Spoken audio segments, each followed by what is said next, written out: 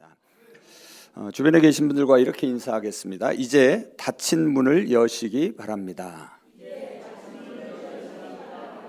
예, 한 번 더 인사하겠습니다. 이제 문을 열었으니까 어디로 가야 됩니까?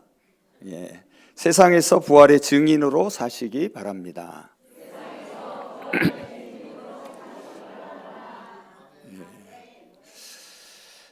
우리는 살아가며 수많은 문을 마주합니다.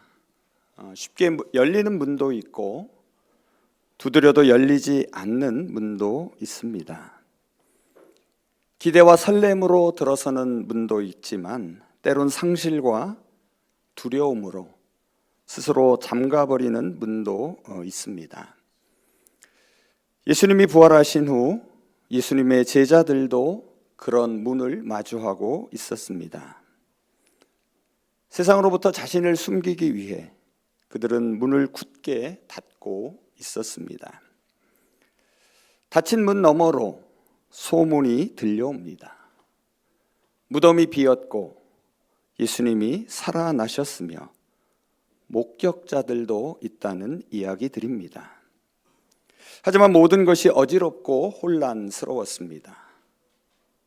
정말 살아나셨을까? 어떻게 그것을 믿을 수 있을까? 그리고 어떤 이들은 이렇게 말합니다. 내가 직접 보지 않고서는 믿을 수 없다. 어쩌면 이 이야기는 2000년 전 제자들의 이야기이기도 하지만 동시에 지금 이 시간 우리 각자의 이야기이기도 합니다. 우리도 믿고 싶지만 삶의 현실은 너무 무겁습니다. 하나님이 계시다면 왜 이런 일이 생기는지 묻고 싶을 때가 많습니다. 기도에도 응답이 없고 말씀은 먼 이야기처럼 느껴질 때 우리는 조용히 마음의 문을 걸어 잠깁니다. 하지만 그런 우리를 향하여 오늘 말씀은 이렇게 속삭입니다. 닫힌 문 너머로 주님이 찾아오신다. 그분은 여전히 평강을 말씀하시고 의심하는 자를 외면하지 않으신다. 오늘 우리는 의심 많은 도마라고 불리는 한 제자의 이야기를 살펴보려고 합니다. 이 이야기는 단지 의심과 믿음에 관한 이야기를 넘어서 부활하신 주님께서 어떻게 우리의 닫힌 마음을 여시고 그분의 상처로 우리의 상처를 어떻게 어루만져 주시는지에 관한 이야기입니다. 이제 그 은혜의 문 앞에 저와 여러분도 서기를 원합니다. 혹시 여러분의 마음에도 잠겨있는 문이 있으십니까? 혹시 도마처럼 직접 보지 않고 보고 만지고 싶을 만큼 믿기 어려운 순간을 지나고 계십니까? 이제 오늘 말씀을 통하여 도전을 받으시고 결단할 수 있기를 원합니다. 이제 문을 여시기 바랍니다. 의심을 넘어서 믿음의 고백을 이끄시는 부활의 주님을 만날 수 있기를 바랍니다. 이제 요한복음이 전하는 부활의 이야기를 함께 살펴보겠습니다. 오늘 본문을 보면 부활하신 주님은 두 차례에 걸쳐서 제자들에게 나타나십니다. 첫 번째는 19절 이하입니다. 안식 후 첫날, 곧 주간의 첫날 저녁에 부활하신 주님께서 제자들에게 나타나십니다. 그런데 그 자리에 한 사람이 없었습니다. 누구입니까? 바로 도마였습니다. 그래서 도마는 직접 부활하신 주님을 보지 못했고 동료 제자들로부터 그분을 보았다는 말을 들었지만 믿을 수가 없었습니다. 그는 이렇게 말합니다. 나는 그 손의 못자국을 보고 내 손가락을 그 못자국에 넣으며 내 손을 그 옆구리에 넣어보지 않고서는 결코 믿을 수 없다. 도마는 주님을 눈으로 보고 손으로 만져야만 믿을 수 있다라고 말합니다. 이는 도마가 특별히 의심이 많아서가 아니라 단지 그 자리에 없었기 때문입니다. 직접 보고 만지고 확인하려는 태도는 오늘 우리 현대인의 모습을 잘 보여줍니다. 저와 여러분 역시 단순히 말을 듣는 것보다 직접 보고 만져야만 믿을 수 있습니다. 그런데 이 도마의 또 다른 이름이 있는데 그것은 디두모입니다. 디두모라는 뜻은 쌍둥이입니다. 그래서 도마는 우리의 신앙을 대변하는 우리의 쌍둥이라고 할 수 있습니다. 두 번째는 26절 이하입니다. 그로부터 일주일 후 다시 주간의 첫날이 되었고 이번에는 도마도 다른 제자들과 함께 있었습니다. 그때 부활하신 주님이 다시 제자들 가운데 나타나셨고 특별히 도마에게 다가오십니다. 부활하신 주님은 제자들을 새롭게 하셨고 제자들은 조금씩 변화하기 시작합니다. 그 변화가 어떻게 일어났는지 그리고 또 부활 사건이 오늘 우리에게 무엇을 요청하는지를 생각해 보고자 합니다. 그래서 저와 여러분도 부활의 신앙을 통하여 부활의 역사에 동참할 수 있기를 바랍니다. 앞서도 언급했지만 십자가의 사건은 제자들에게 큰 두려움을 안겨주었고 그들은 숨을 수밖에 없었습니다. 두려움이 무엇입니까? 두려움은 하나님의 부재를 경험할 때 생기는 불안한 상태입니다.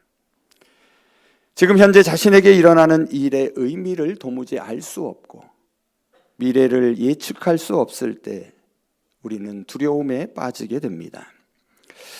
본문에 등장하는 제자들도 그러했습니다.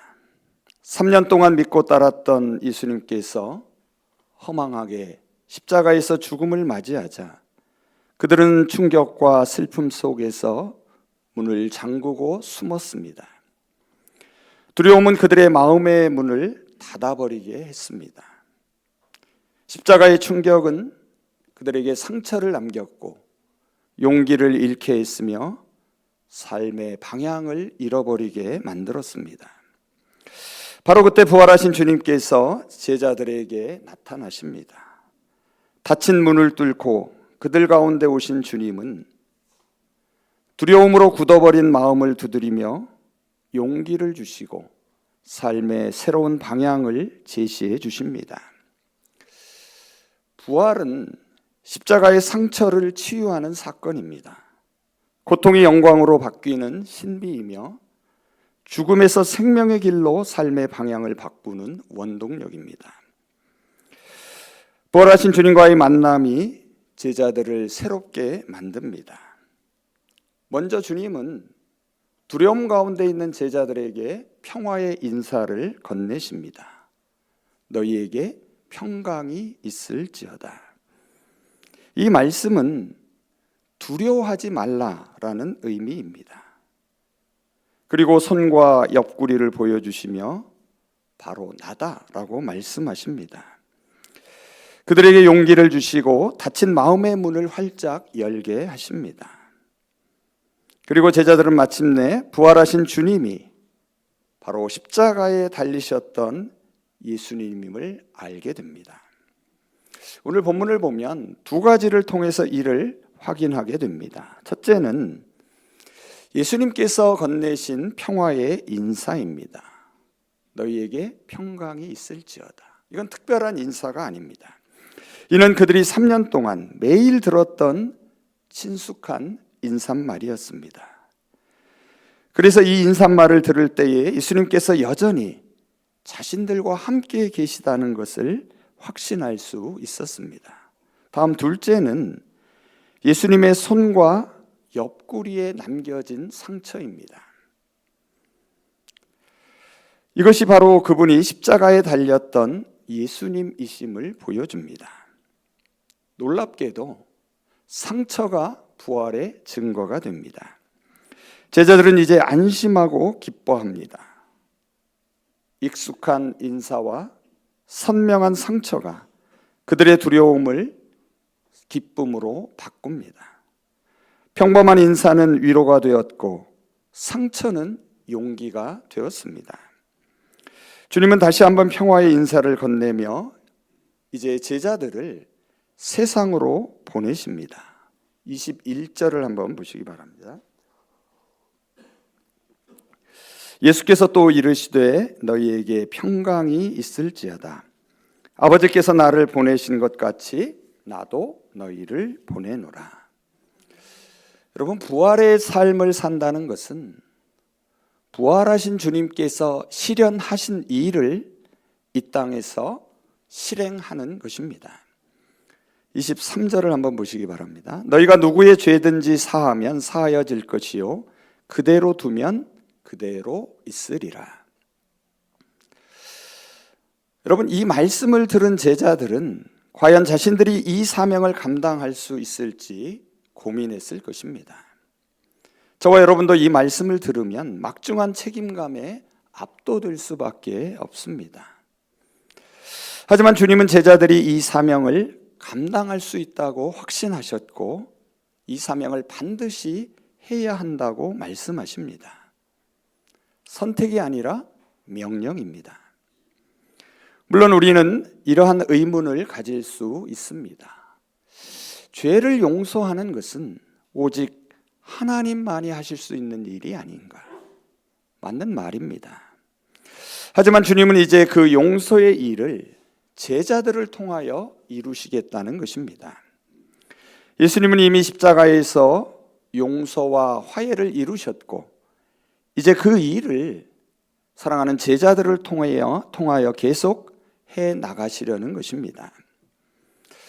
부활하신 주님은 오늘 우리에게도 이 화해와 용서의 사명을 맡기십니다. 용서는 주님의 사랑을 구체적으로 실천하는 것이고 일상에서 늘 새로운 시작을 가능케 하는 부활의 능력입니다. 그런데 여기서 우리가 중요한 것이 하나 있습니다. 주님께서는 이 명령에 앞서서 먼저 선물을 주셨다는 사실입니다. 그것이 무엇입니까? 바로 성령입니다. 22절을 한번 보시기 바랍니다. 이 말씀을 하시고 그들을 향하여 숨을 내쉬며 말씀하셨다. 성령을 받으라. 주님은 자신이 숨을 내쉬며 하나님의 숨결, 곧 성령을 제자들에게 불어넣어 주십니다. 이 성령은 단지 신비한 영적 체험이나 경건한 공동체를 위한 것이 아닙니다. 창조의 숨결인 성령은 제자들을 다시 시작해 하는 생명의 영입니다. 예수님의 숨결이 제자들에게 새로운 사명을 감당하게 합니다. 그리고 주님께서 이루셨던 일을 이제 그들을 통하여 세상 속에서 이루게 하십니다. 아버지께서 나를 보내신 것 같이 나도 너희를 보내노라. 이 말씀 속에 바로 이러한 뜻이 담겨 있습니다. 이제 도마의 장면으로 돌아가 보겠습니다. 27절에서 29절을 한번 보시기 바랍니다. 내 손가락을 이리 내밀어 내 손을 보고 내 손을 내밀어 내 옆구리에 넣어 보아라. 믿음 없는 자가 되지 말고 믿는 자가 되어라. 이에 도마는 이렇게 고백합니다. 나의 주님이시요 나의 하나님이시니이다. 그리고 예수님은 그에게 이렇게 말씀하십니다. 너는 나를 본고로 믿느냐? 보지 못하고 믿는 자들은 복되도다. 앞서 우리가 살펴본 두 번의 부활의 현현은 모두 안식 후 첫날, 곧 한 주를 시작하는 날에 있었습니다. 이것은 부활하신 주님이 언제나 새로운 시작과 함께 하신다는 것을 우리에게 깨닫게 합니다. 새로운 한 주, 새로운 삶의 출발에 언제나 주님이 함께 하십니다. 그런데 또 우리가 주목할 것이 있습니다. 부활하신 주님은 여전히 손과 옆구리에 상처를 지니고 계셨습니다. 이것은 부활의 삶을 사는 사람도 결코 고난을 피할 수 없다는 사실을 우리에게 보여주고 있습니다. 다만 그 고난은 자신의 욕망에서 오는 고통이 아니라 타인을 위한 사랑의 흔적이어야 한다는 점만 다를 뿐입니다. 부활의 삶을 산다는 것은 이러한 신비를 깨닫고 그 안으로 들어가는 것입니다. 저와 여러분은 예수님의 부활을 오늘 본문의 제자들처럼 눈으로 직접 보지 못했지만 주님의 부활을 믿고 부활의 삶을 살아갑니다. 보지 않고 믿는 것은 그렇다고 맹목적인 신앙을 말하는 것이 아닙니다. 그것은 주님의 사명을 품고 믿음으로 살아가는 것입니다. 주님의 상처를 기억하며 우리도 사랑의 흔적을 남기며 살아가는 삶을 의미합니다. 예수님의 상처가 부활의 증거가 되었듯 저와 여러분의 삶이 부활의 증거가 되기를 바랍니다. 도마는 상처 입은 예수님을 자신의 주님, 자신의 하나님으로 고백합니다. 이것은 단순한 진술이 아니라 인격적인 만남에서 비롯된 고백입니다. 성령을 통하여 주님을 만날 때에 저와 여러분도 이러한 고백을 드릴 수 있습니다. 이 고백을 통하여 우리 모두 부활의 생명에 참여할 수 있기를 원합니다. 우리 모두 믿음의 눈이 열려서 참된 삶이 무엇인지를 깨닫고 체험할 수 있기를 바랍니다. 이 도마의 고백이 저와 여러분의 고백이 되기를 바랍니다. 이렇게 고백하는 저와 여러분에게 주님은 말씀하십니다.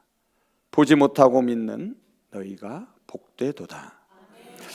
우리는 오늘 본문에 등장하는 제자들처럼 부활하신 주님을 직접 보지는 못했습니다. 하지만 주님의 부활을 믿는 사람들입니다. 그러므로 우리는 이미 복을 받은 사람들입니다. 제자들은 주님께 받은 사명을 충실히 감당했고 지난 2000년의 역사 속에서 수많은 이들이 부활의 주님을 믿고 성령의 힘으로 세상에 나아가 이 사명을 감당했습니다. 이제 이 사명이 저와 여러분에게 주어졌습니다. 주님의 부활을 삶으로 보여주는 저와 여러분이 되기를 소망합니다. 이제 말씀을 정리해 보겠습니다. 오늘 우리는 닫힌 문 뒤에 숨어 있던 제자들에게 찾아오신 주님을 만났습니다. 두려움에 갇혀 있던 그들에게 부활하신 주님은 부드럽지만 분명하게 말씀하십니다. 너희에게 평강이 있을지어다. 이것은 단순한 인사가 아닙니다. 깊은 상처에 손을 얹는 치유의 말씀이며 깨어진 심장을 다시 뛰게 하는 생명의 선언입니다. 그리고 주님은 손과 옆구리의 상처를 보여주셨습니다. 못자국 난 손바닥, 창에 찔린 옆구리, 그 상처는 우리에게 소리 없이 이렇게 증언합니다. 내가 너를 사랑했다. 너를 위해 끝까지 견디었다.